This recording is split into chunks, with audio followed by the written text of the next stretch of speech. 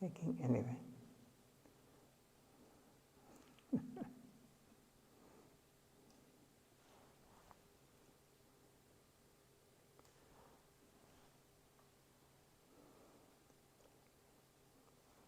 So it is a few pages more, this discussion.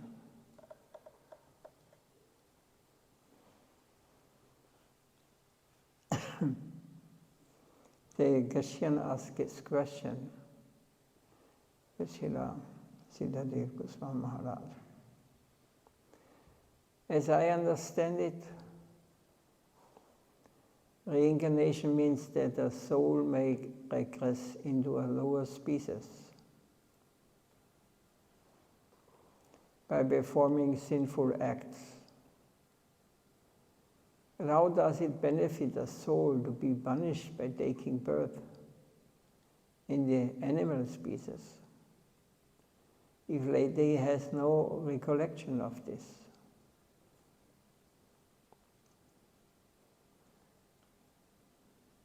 Everybody understands the question?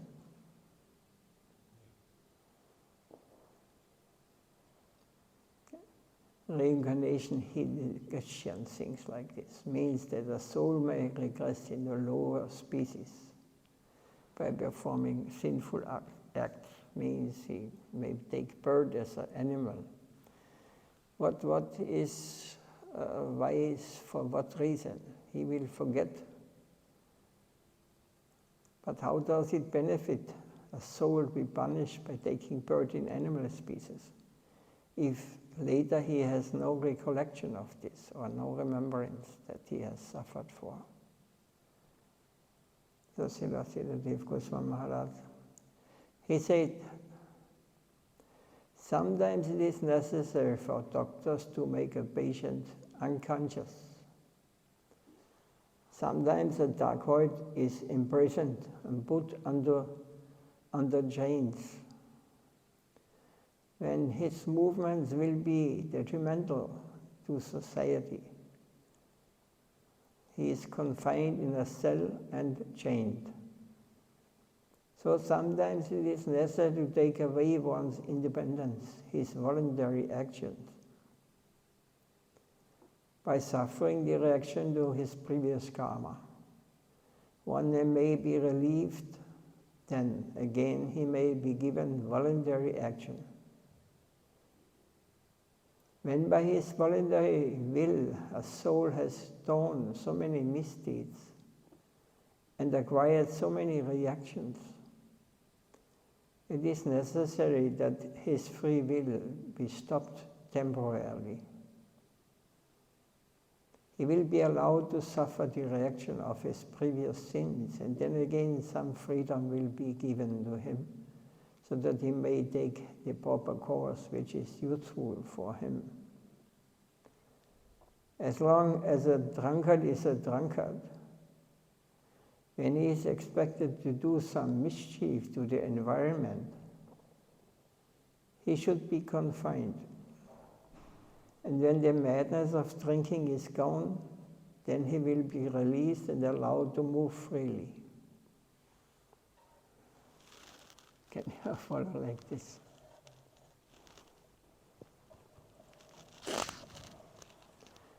So Christians say that Christians generally don't accept that animals have souls. It is this Stone Age like this.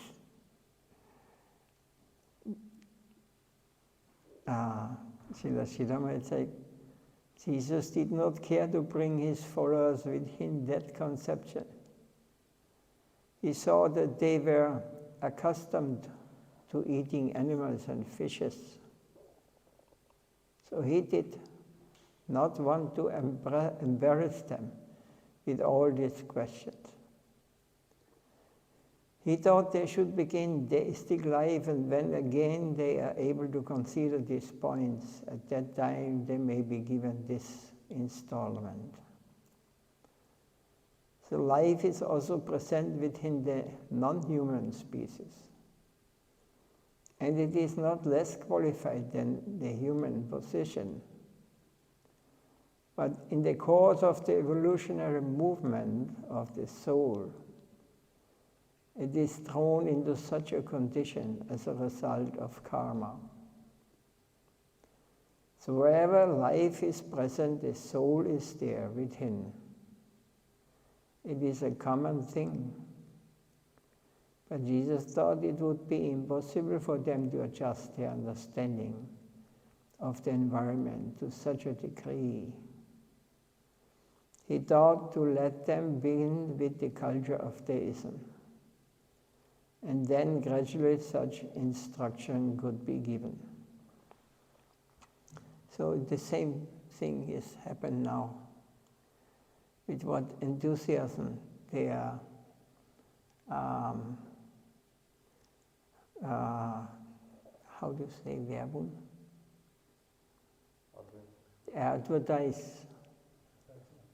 They advertise in the newspapers and the speakers of the pujas, the leaders. They tell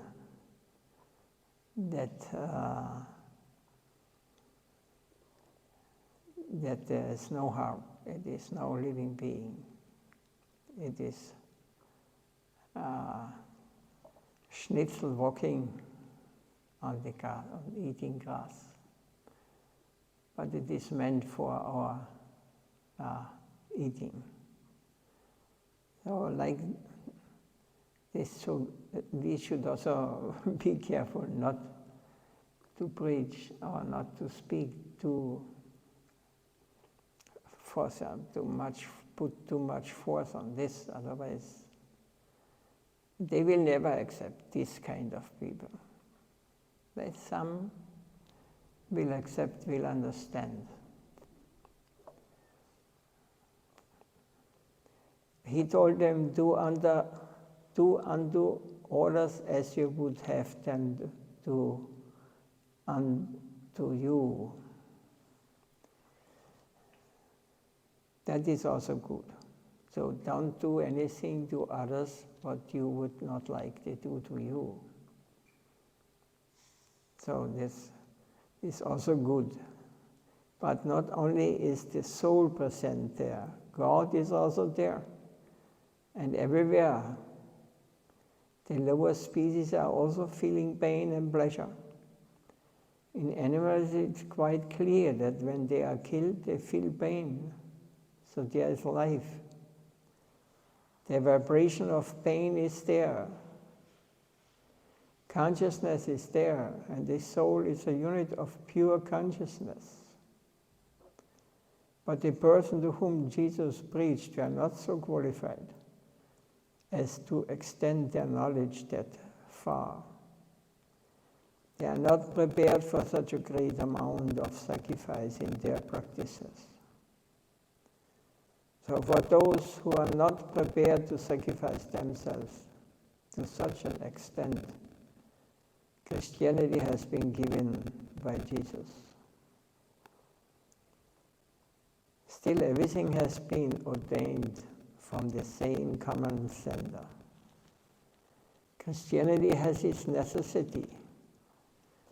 Islam also has its necessity. There's room for such creeds in the universe. They are not unnecessary, but they hold a relative position. And what is the position of the absolute truth? When we have to inquire deeply about this, then we come to India. There, it has been dealt with very extensively with all possible conceptions of religions. So many variegated theological conceptions are found in India that a fraction of that cannot be found anywhere else in the world. But ultimately, Srimad Bhagavatam was given as the highest conception. How? That we have to understand and follow very minutely. You should study the Brihad Bhagavatamrita, and its more modern form is Sri Krishna Samhita, by Bhaktivinoda Thakur. Christian said, I have read that. Siddhartha Maharaj, but you must read it more closely and more scrutinizingly. You must read that again and again until you find satisfaction and answers to all your inquiries. There the gradation of our relationship with God is shown, explaining how from a particular stage of deism one is forced to progress to a higher level of attainment. So this was this discussion with the Christianity. Is there anything clear?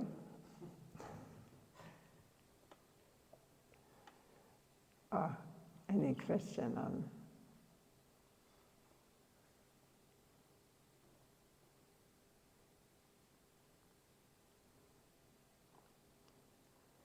Now a different lecture is spoken about different realizations of God. This is also very important for the devotees to understand. That not everybody has the same level of understanding the Lord. So, if one gets a little realization, this the beginners, and they think mostly, I have understood, but you have not understood. I know God. I know, and but you don't know. This is a very beginning.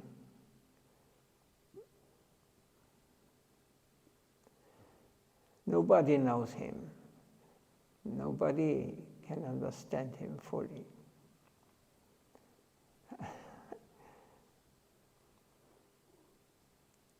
So the gradation of transcendental realization has been explained by Srila Sanatana Goswami in his book, Brihad Bhagavatamrita.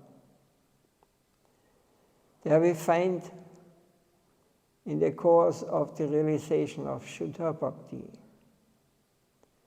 Shuddha means pure, Bhakti, devotion, pure devotional service.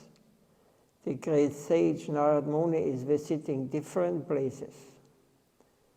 First he encounters Kama Mishra Bhakti, or devotional service, mixed with fruitive activities. Mishra means mixed. So Kama means performing activities creating what creates karma, or fruits. And Bhakti means devotion, service. So these are mixed with fruitive activities. So once there was a Brahman in Allahabad. He was a wealthy man on the occasion of the Kumbh Mela, when millions of sages and devotees gather for a religious festival. He arranged for service to the different types of saintly persons who were present there. He conducted a sacrifice and finally finished the function with the chanting of the holy name of the Lord. The Brahmana was mainly engaged in karmakanda, or fruitive work. But he was also rendering service to the saintly persons. Ultimately, he ended everything with Nam Sankirtan. Means the Sankirtan means that all chant the name of the Lord. The chanting of the holy names of the Lord.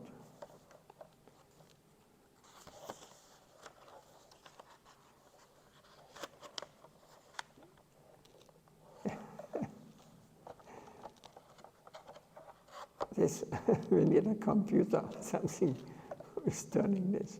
Or I don't know, a machine or something. So Narad Muni approached the Brahmana, this Brahmana who arranged this festival.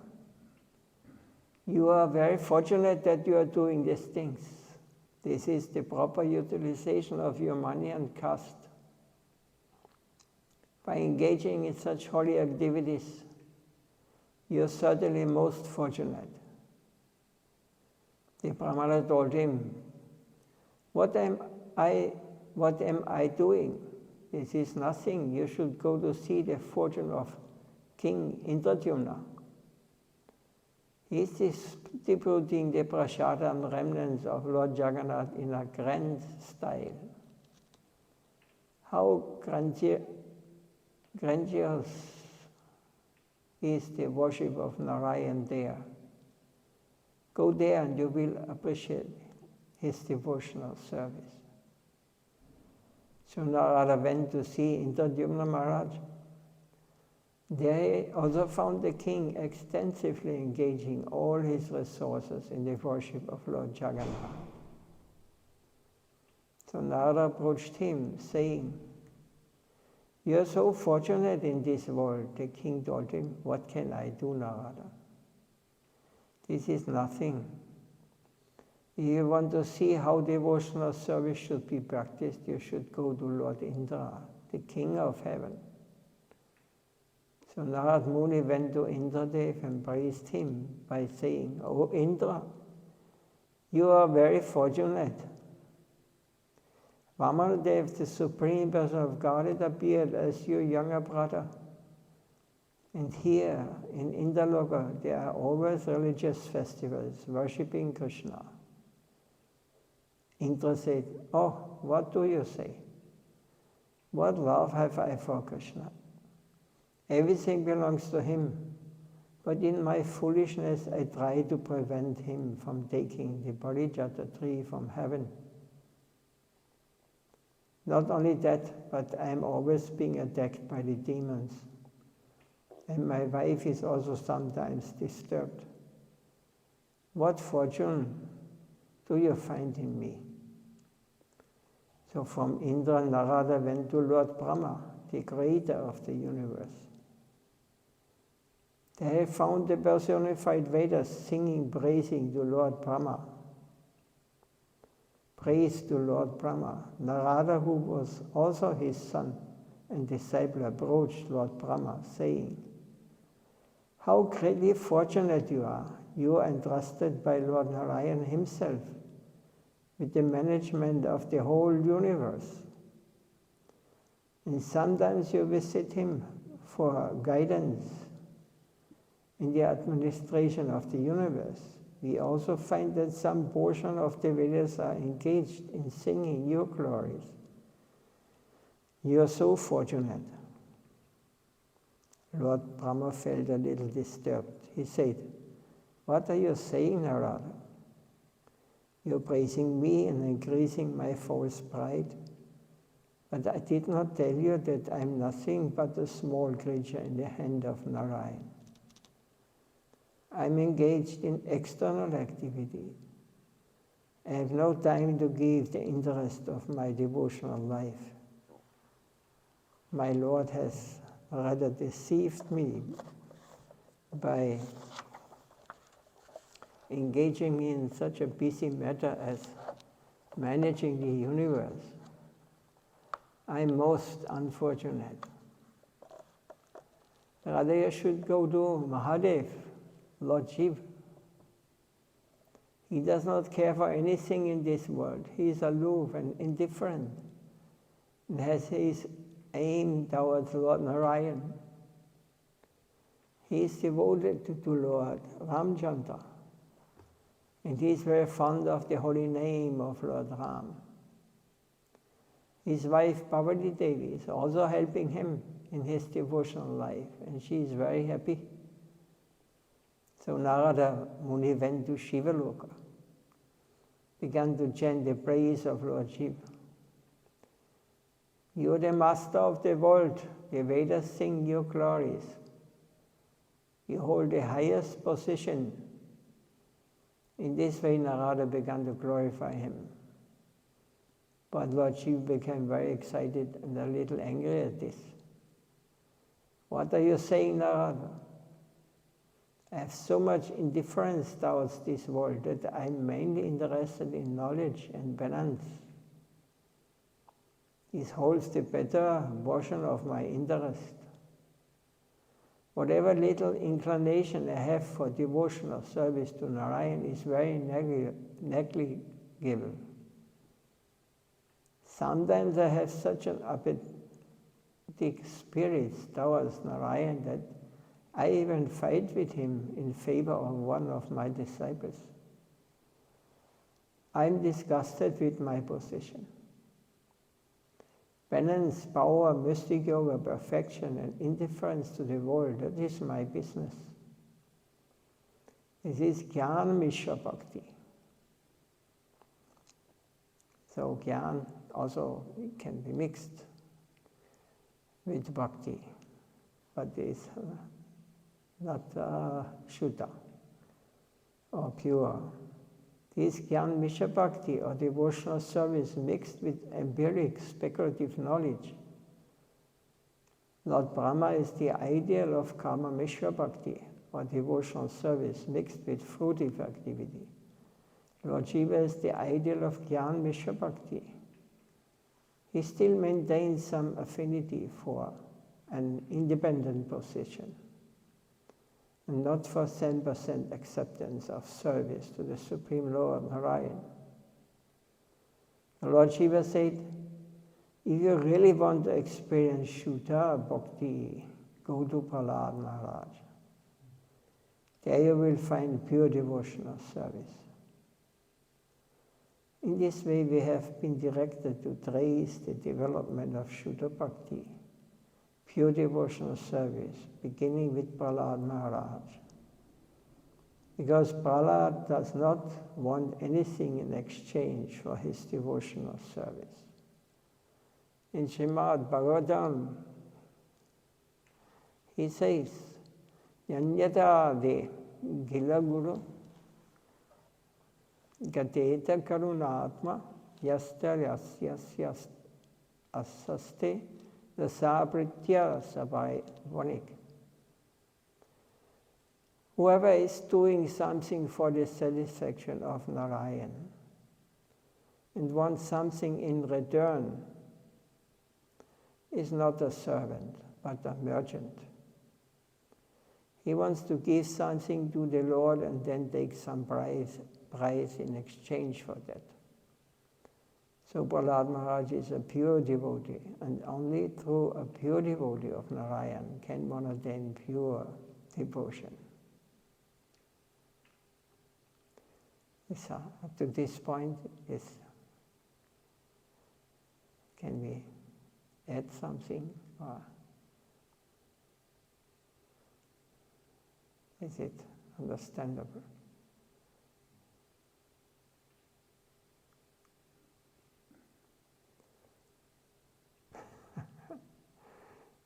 Gopal has many questions, but it's not.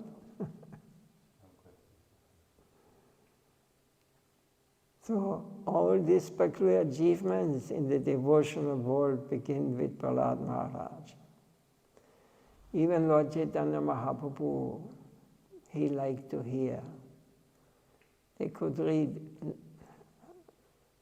constantly about the pastimes, about the Prahlad, about his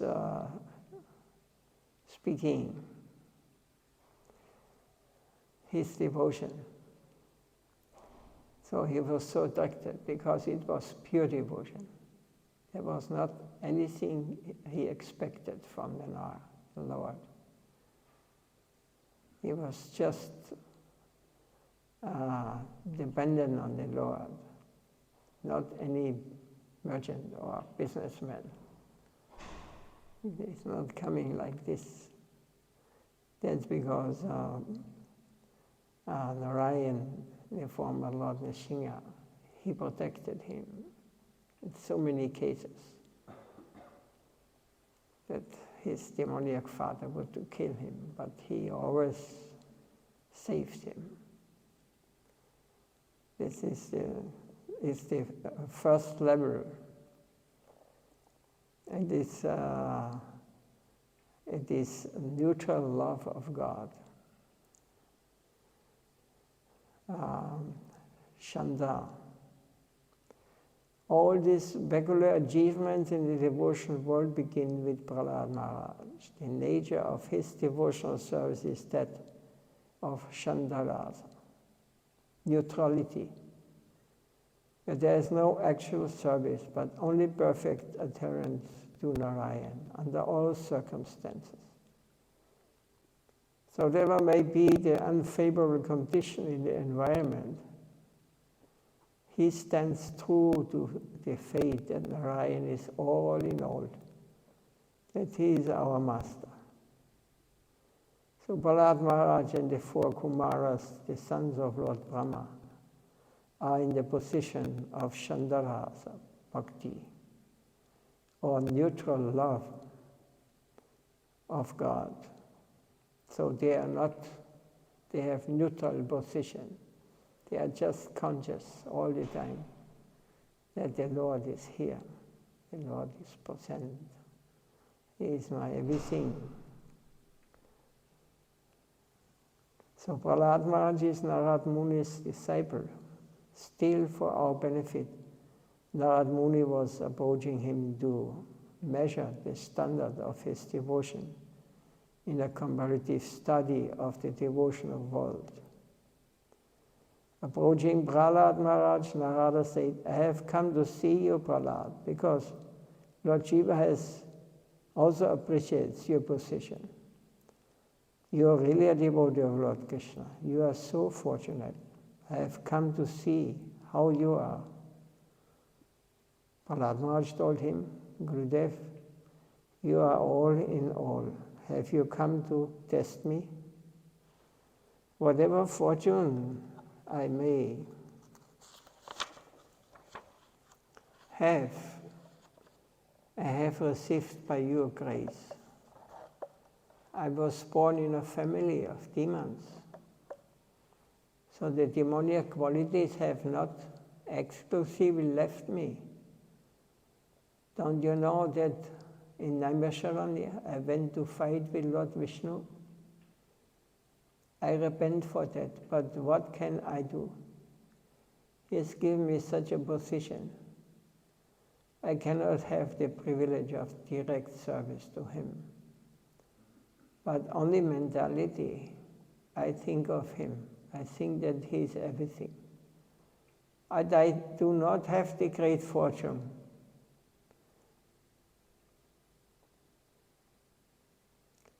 of rendering service to him. Hanuman is really a devotee. How fortunate he is, what grace he has received. He gave everything to Lord Ramchandra. I envy his situation, but what can I do? God's dispensation is absolute. We must accept that. Hanuman's position is really enviable. How attached to his master he is. What a great magnitude of service he has done for Lord Ram. So from there, Narad Muni went to visit Hanuman. He approached Hanuman's residence, playing on his veena the mantram, Rama Rama, Rama Rama. When Hanuman suddenly heard the name of his master, Lord Ram, he jumped towards that direction. And even in the sky embraced Narad Muni. Hanuman said, oh, who is helping me to hear the sound of Lord Ram's holy name? After such a long time, the sound of Ram Nam is enlivening me. I was dying without hearing the name of Ram. Ecstatic tears were running down the eyes of both of them. Then Muni went to Hanuman's quarters and began to praise his fortune, saying, "How fortunate you are, O Hanuman! You serve Lord Ramchandra so intimately. You do not know anything but your master, Lord Ram. You rendered such a great service to him that your service has become the ideal for the whole of human society." Hanuman told Narada, "Yes, by his grace I was able to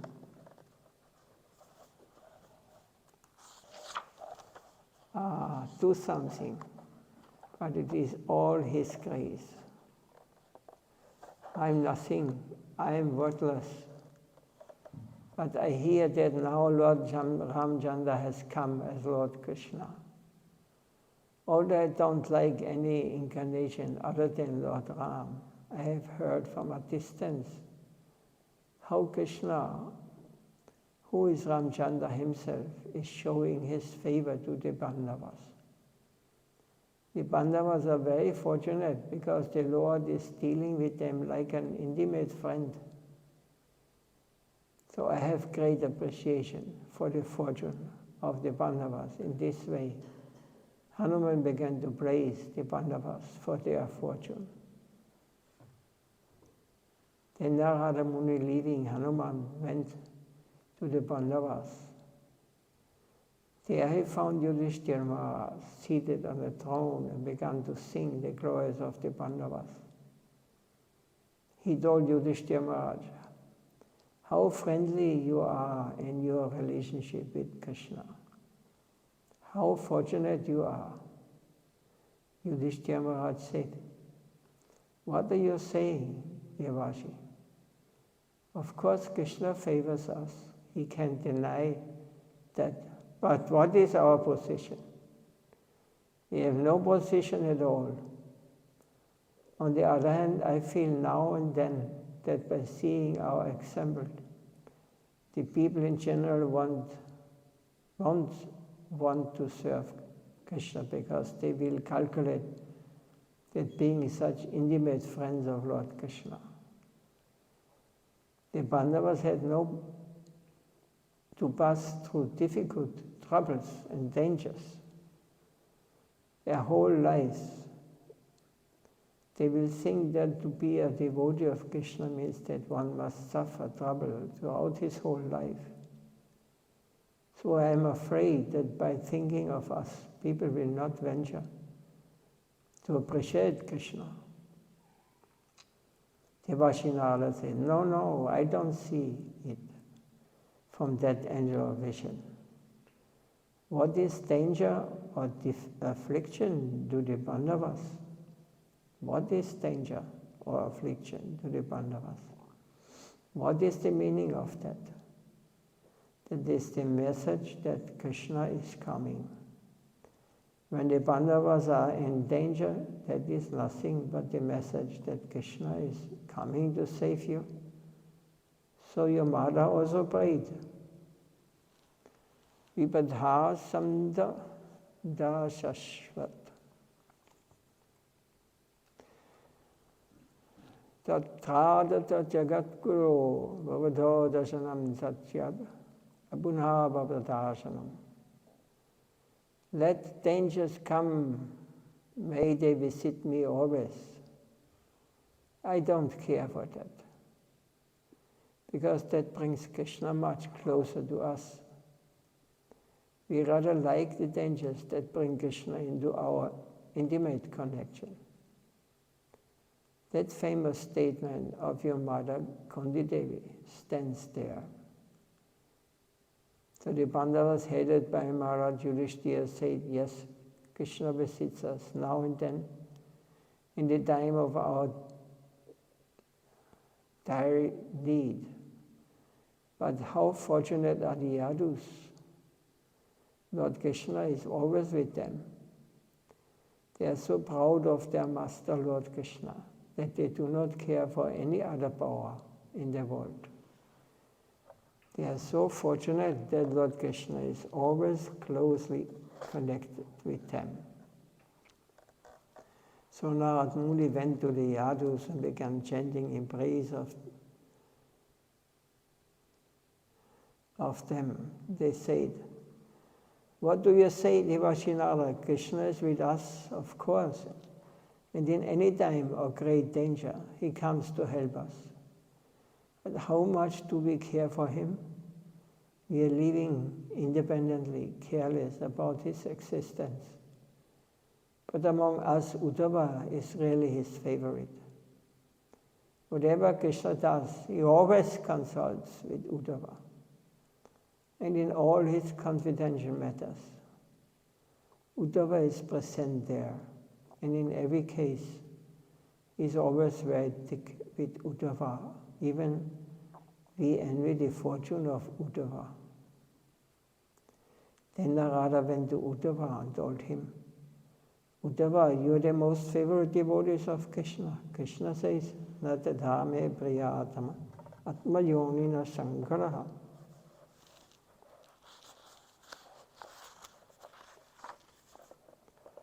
Na ja sankasano nasya naivatma cha yatha bhavan. O Uddhava, what to speak of other devotees like Brahma, Shiva, Shankarsan or Lakshmi? You are more dear to me than my own life. You are such an intimate associate that Krishna values you more than his own life. Uddhava said, "Yes, of course, out of his causeless benevolence." He might have said something like that, but I don't think that I am his real devotee. Especially after visiting Vrindavan. All my pride has been melted by seeing those devotees. The spirit of service and the intensity of love towards Krishna that I found in the devotees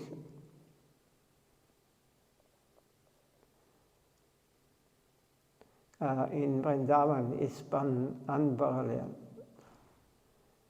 Devaji, I am nowhere. Do you know that statement of mine? It is recorded in Srimad Bhagavatam. Sammaho jaranarena yusham aham swayam. Vrindavane kim api guna ladoshadhinam yadushtayacham.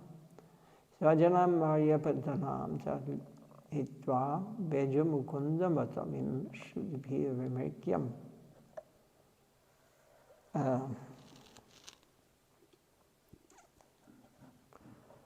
The gopis of Vrindavan gave up their husbands, children, and families who were difficult to renounce, and sacrificed even their religious principles to take shelter of the lotus feet of Krishna, which are sought after even by Vedas themselves. Or grant me the fortune to take birth as a blade of grass in Vrindavan, that I may take the dust of the lotus feet of those great souls upon my head. There I have disclosed my heart fully. The quality of love for Krishna is found in the damsels of Vrindavan. It's so exalted that I could not but aspire to be born in Vrindavan as a piece of grass, so that the foot dust of those divine damsels may touch my head. So what are you saying, Devashi? If you would like to see real devotion, real divine love, you should go to Vrindavan. Don't put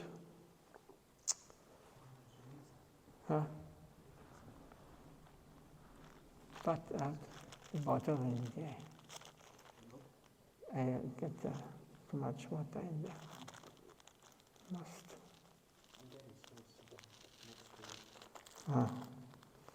Yes, yes. Open.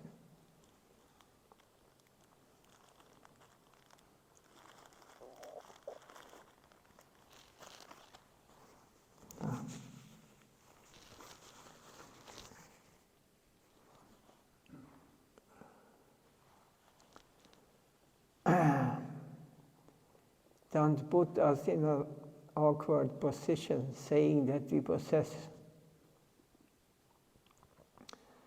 devotion to Krishna. This is rather a mockery of foundationless utterance. I found real devotees of the Lord in Vrindavan.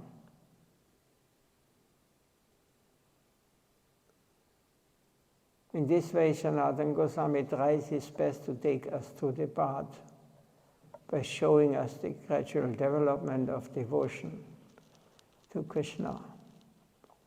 Prahlad has been accepted as the basis of Shuddha Bhakti, the beginning of pure devotional service.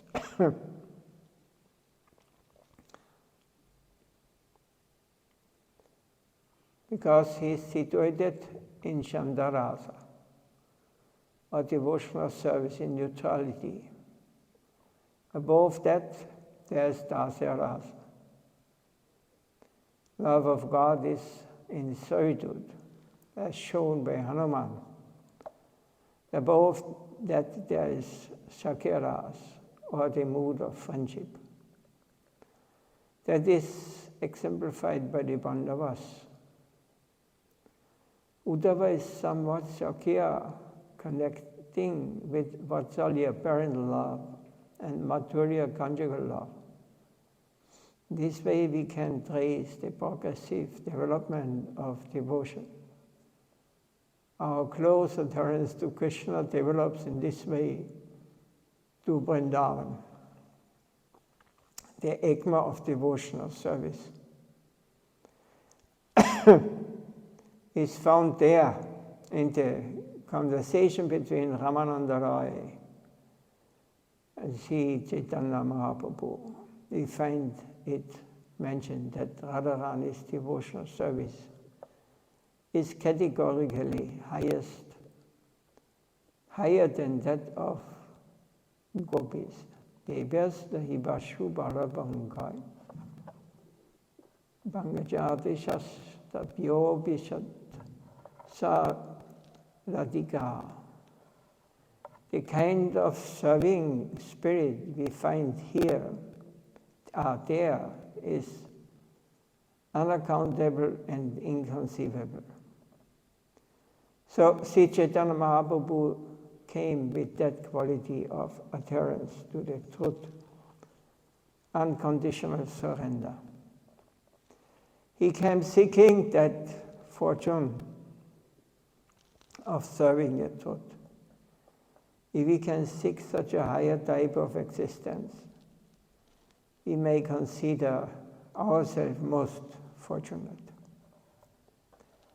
Self-surrender is the very basis of our highest fortune. We cannot but surrender ourselves to whatever beautiful and valuable thing we have come across. Our appreciation for any higher thing is shown by the degree of our surrender to that. So we can measure the quality of the truth. We are connected only by the intensity of our surrender. So this was a confidential talk or not, I don't know. Any question there? Or?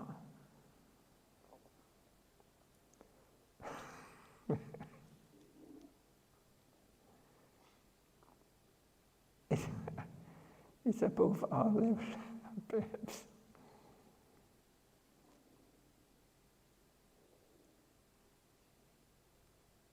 It is not. It's not ordinary. It is very deep.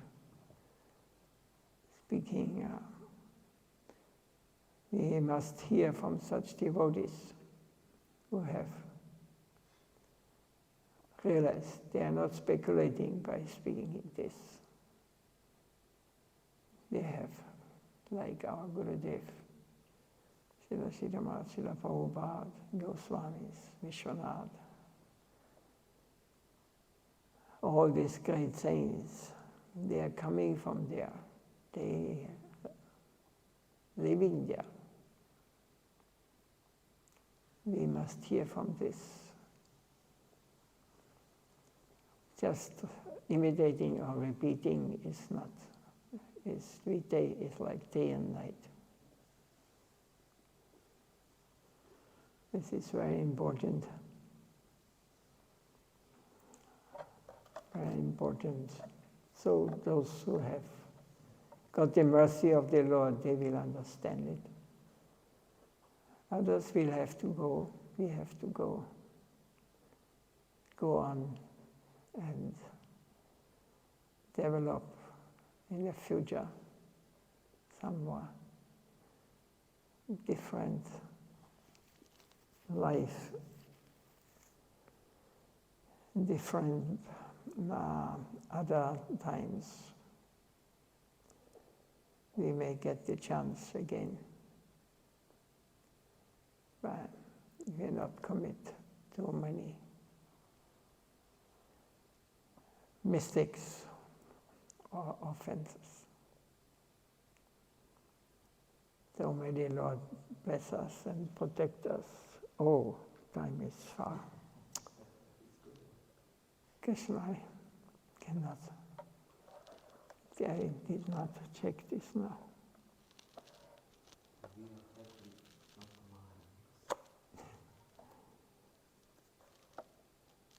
Yeah, but today he is waiting.